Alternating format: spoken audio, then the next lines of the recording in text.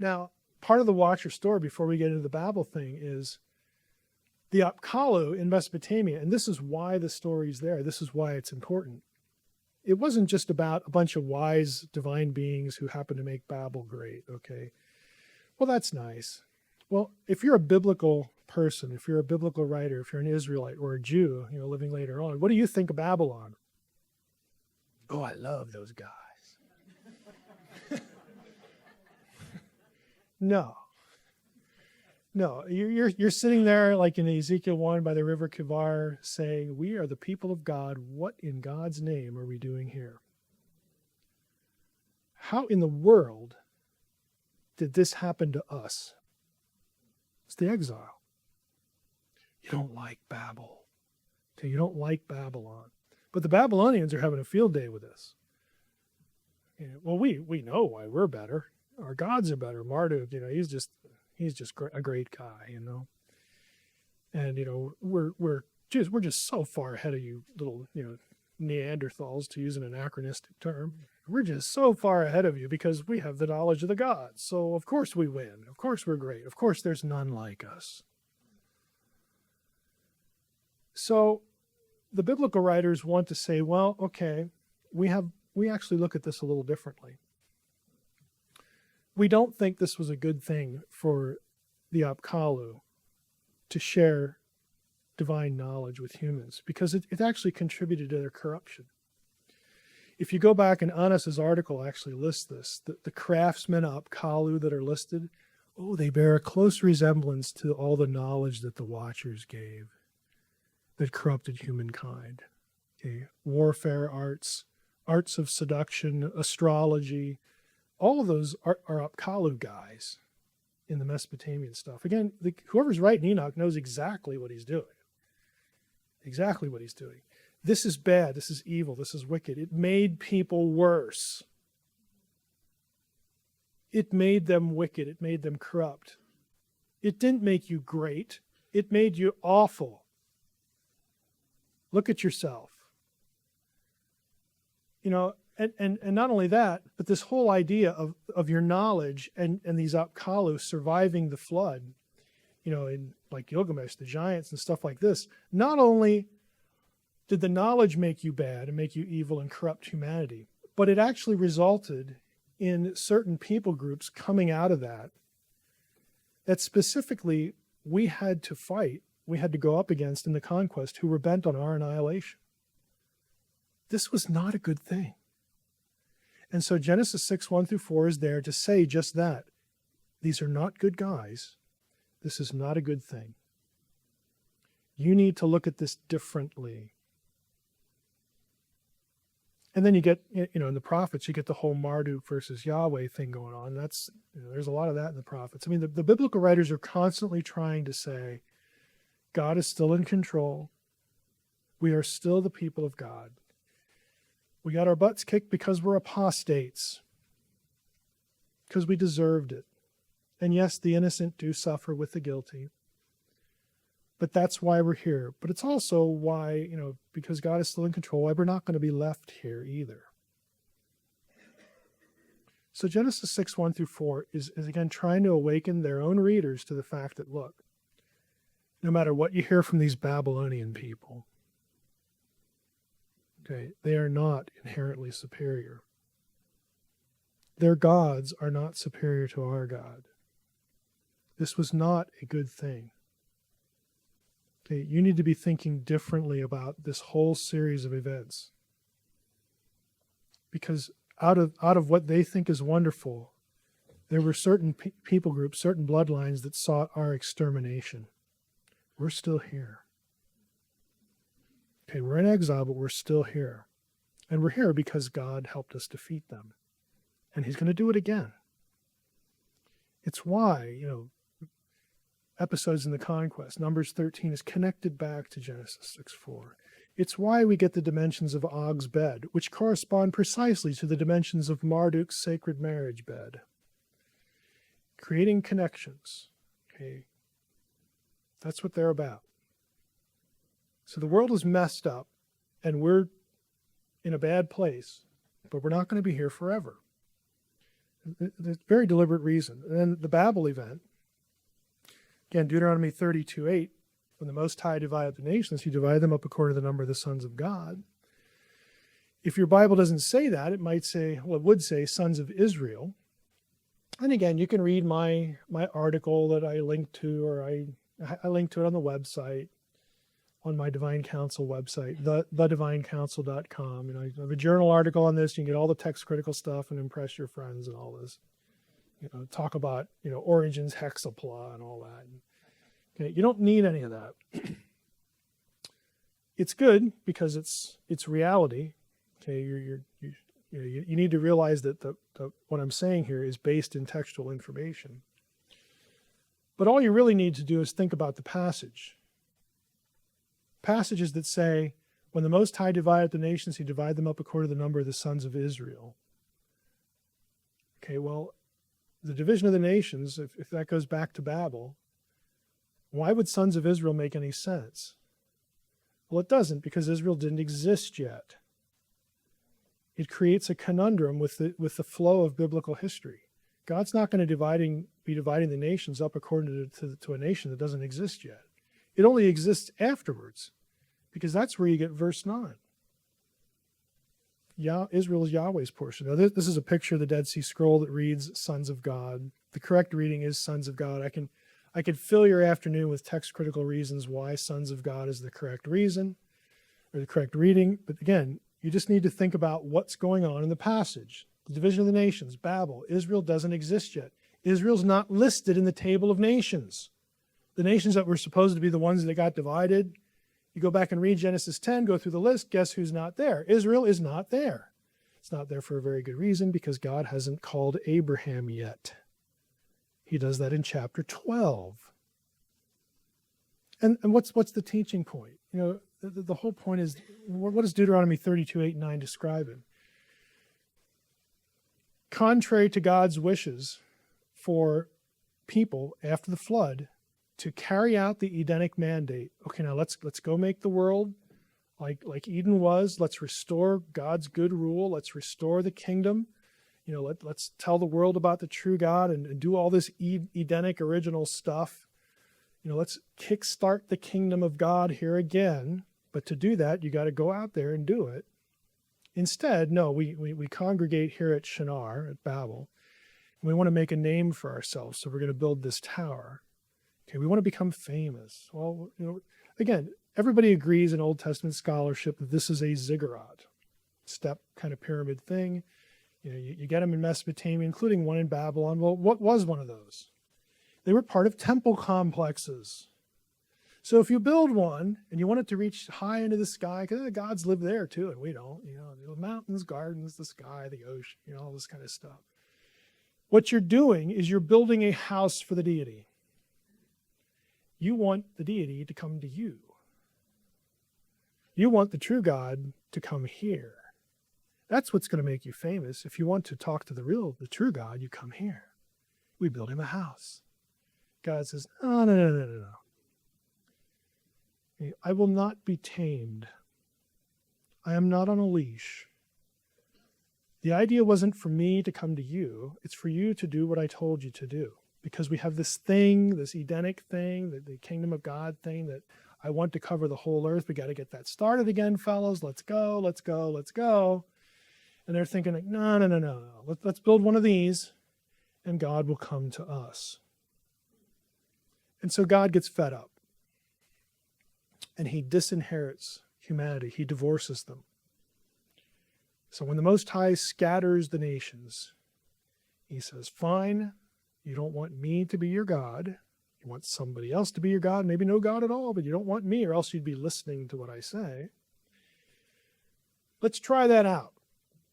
I'm going to divorce you, disinherit you. There's no longer going to be a direct relationship between you and me. I'm going to assign you. I'm going to allot you under the rulership, under the authority of lesser Elohim. I'm going to put you under the authority of the sons of God. Now we know from what Paul says in Acts 17. I mean, Paul had an inkling that, okay, this is somehow, what the fixing of the boundaries of the nations was somehow going to be part of God's plan for bringing people to the knowledge of the true God and ultimately to the gospel. And again, Paul has this inkling. Well, again, think about the Old Testament logic. What God does is he divorces them. And then he says, okay, I'm going to show you how it was supposed to be done. I've divorced all of you, so now I need a new people. Okay, I'm going to go over to this guy, Abraham in Ur, and I'm going to call him, and he's too old to have kids, and his wife's too old to have kids, but now watch. Okay, I'm going to raise up for myself my own inheritance. Jacob is my allotted heritage. Israel is my portion on the planet. I've consigned the rest of you under the authority of other lesser Elohim. Hopefully they will rule according to my justice. They'll be like me. Hopefully you will be able to look at my people now, Israel, as what life would be like if you were living in relationship to me. And if my people follow the law, they'll be happy. They'll have good lives. I will bring them to a land. They'll enjoy life. That land is now sort of a mini Eden or a new Eden. At least it's supposed to be, because I'm there. I'm there. Heaven is going to meet earth again. I will occupy that space. That will be sacred space. They will be a kingdom of priests between me and you. And they're supposed to attract you back to wanting a relationship with me, not one of these other guys. So let's see how that goes. Of course, it doesn't go well, because according to Psalm 82, the gods become corrupt. They seduce the Israelites into worshiping them. The whole thing, just sort of blows up, because humans are wicked, because they are corrupted again by other forces, outside of their own nature. And they got a lot of people. We have a lot working against us. Okay, but this was the plan. This is the rest of the biblical story. This is why it's Israel against the nations. It's why it's Yahweh against the gods, because this relationship deteriorates into one of hostility and antipathy. It becomes a turf war. This is why when Paul talks about the forces of darkness, he uses the word demons a few times. He does that when he quotes Deuteronomy 32. But look at his vocabulary.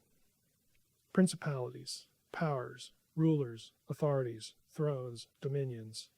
They all have one thing in common. They are all terms used in other contexts of geographical dominion. Okay? Paul uses it because that's what the Old Testament worldview is. That's the worldview he inherits. Daniel 10, attaching divine beings, princes, Prince of Persia, Prince of Greece, to what's going on geopolitically down here. This is the Old Testament worldview. But it's rivalry, it's antipathy, it's hostility. It's not what it's supposed to be. And so ultimately the Messiah doesn't just have to deal with what happened in the Garden of Eden, does he? The Messiah has to deal with the corruption brought by the Watchers in Genesis 6. Got to fix that problem too. See, the Genesis 3 problem is about the fact that now that you've aligned yourself to the Nakash, and I've cast the Nakash down to the realm of the dead, you went with him. He, in effect, owns your soul. You will die, and you will not be in relationship to me. You're not only cast out of the garden, there is no more Eden. You are not only going to die mortally, but you will be forever separated from me. That's a problem. God wants to fix that. So that's what needs to be fixed out of Genesis 3. What needs to be fixed out of Genesis 6 is human depravity, just generally, broadly speaking. And what happens to be fixed, or what needs to be fixed out of Genesis 11 is the Messiah is not just the Messiah to the Jew only. I want every nation back into the fold. Every tongue, every language, every race, every, fill in the blank, it all has to come back full circle to me. So we've got 3 rebellions that the Messiah needs to take care of. Not just one. And if you have that in your head, you will read certain passages. And again, some bells and whistles will go off of what the New Testament writer is thinking. Now, a lot of that content, is going to be foreign. I'm actually, the book I'm working on now, since you came here, I can tell you about the book, The Secret Knowledge here. Now, I'm working on a book that is tentatively titled, and I like the title, so of course I lost my last title, but I really wanted The Myth That Was True for the unseen realm, but anyway, I lost that battle. I'm not going to lose this one. It's tentatively called Reversing Hermon. Hermon was where the Watchers descended, to do, they make their pact together to corrupt humanity. And the subtitle is The Importance of the Sin of the Watchers story in the New Testament. Because the New Testament trickles into the New Testament in lots of places, that you wouldn't ordinarily just sort of pick up on. And I'm astonished, there's no book been written like this. All of the elements, I was reading a dissertation on the plane. It's going to be a part of a chapter. In scholarly literature, this stuff is commonly discussed, but nobody's assembled it into one book and talked about, hey, why is Enoch important for New Testament interpretation? Right? So that's where we're going with that. But there's just a lot of it that bleeds into things. Cosmic geography, it is important because it not only sort of sets the tone for Israel and the nations and the whole gospel plan about the Messiah not just being for Israel, but again, the nations being a target of this. But there are also places in the Old Testament, again, that are more readily comprehensible if you have this cosmic geography thing rolling around in your head. I have a list here. We can include some others. I've already mentioned Daniel 10. But in 1 Samuel 26, remember when David is running away from Saul, like he does most of the time? He's running away from Saul, and he has to leave Judah, and he has to go live with the Philistines for a while. And he says in this passage, oh, woe is me, is Mike's translation. Oh, woe is me. What am I going to do now? How can I pray to the Most High? How can I pray? How can I talk to God? And you're thinking, well, just talk, David. That's what we do, Or, is David denying omnipresence? Well, of course not. What he's talking about here is David has a sense that for me to be in communication with Yahweh, my God, I need to be in Yahweh's turf. And I'm no longer there. I'm like living over where other gods are. And he has this sense that I'm kind of cut off here. Is God going to listen to me because of what's, my situation? So it gives you a little feel for it. Naaman the leper, 2 Kings 5, is a favorite story here. Again, you probably heard me go through this. So again, just rapidly. For those who haven't, this is one of those Sunday school passages, Sunday school stories that we hear all the time.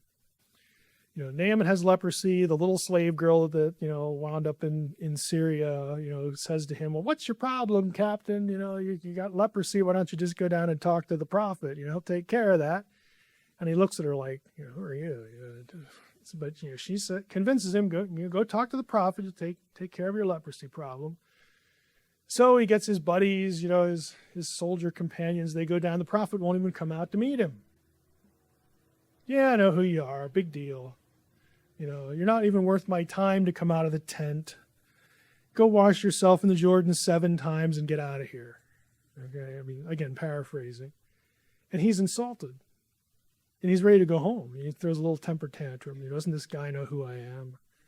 And one of his assistant says, well, if he had told you to do something spectacular, like, would you have done it? Well, sure. That's what I was expecting. Well, he gave you something simple to do. Why don't you just go do it? Okay. So he goes, dips himself 7 times, comes out clean. Okay, again, we all know the story. He's making fun of the Jordan while he's on his way. Who peed in this thing? It's really bad. So, but he comes out clean. And so now he's thrilled. Okay, he goes back to Elisha, and this time the prophet will talk to him. And he says, now I know that Yahweh is the God of gods. Well, that's a good thing to know. Comes in handy. And then what does he ask for permission to take back with him? Dirt.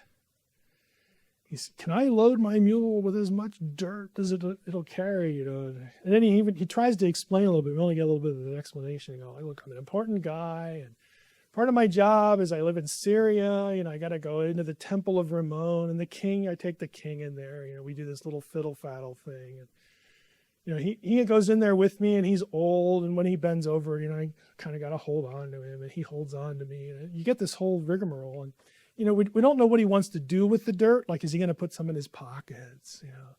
Wear a little around his neck in a pouch? Is he going to throw some in there? The temple of Ramon, so he can walk, over, holy ground. But that's the point. That's why he's asking for dirt.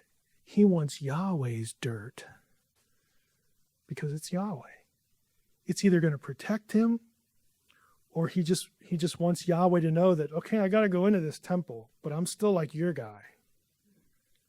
And he doesn't know much, but what he knows that that dictates his response. And Elisha says, "Yeah, that'll work. Go ahead, take all you can carry. Have fun. I got an extra bag in the back. So again, it's just this story. That in 1 Samuel, when the Ark of the Covenant gets taken by the Philistines. Again, we love to laugh at this one in Sunday school. And they put the ark in the temple of Dagon. Dagon gets his arms and his limbs chopped off and his head. He's just a stump, ha ha ha. And it is funny. Okay, I'll admit it. It's kind of comical. But what we miss is that when the priests say, okay, we got to get rid of this thing, just send it on a cart and get it out of here. And we miss this little throwaway line in 1 Samuel. I think it's either 4 or 5. I think it's 4.